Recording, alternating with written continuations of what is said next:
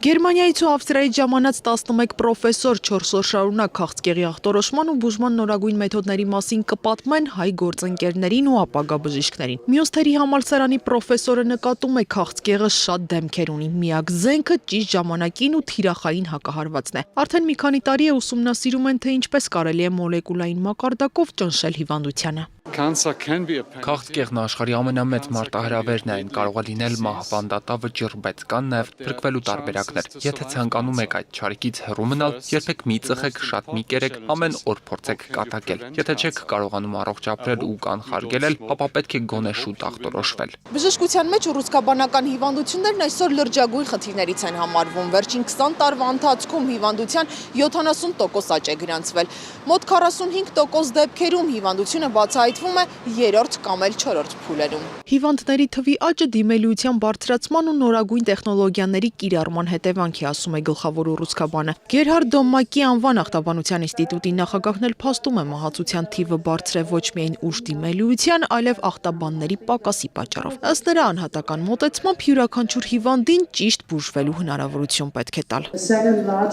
Եթե չունենք ճշգրիտ ախտորոշում, չենք կարող թիրախային բուժում իրականացնել։ Սա ոսկե կանոն է։ Իսկ ժամանակին ու ճշգրիտ ախտորոշման համար անհրաժեշտ են ախտաբաններ։ Ձեր երկրում նման մասնագետները քիչ են։ Պրոֆեսոր Հայերն էլ նկատում է, հայաստանցի հիվանդները հաճախ են գերմանական կլինիկաներ դիմում։ Այս փաստը հաշվի առնելով որոշել են գործակցել հայ գործընկերների հետ։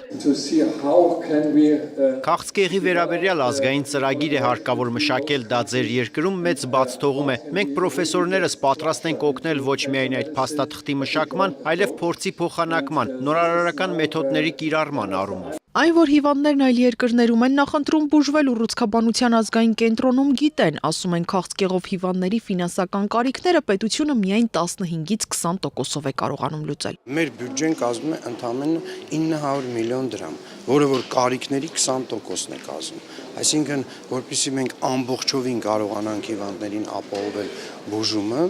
վիրաբուժություն, քիմիոթերապիա եւ ճառագայթային բուժում, անհրաժեշտություն կա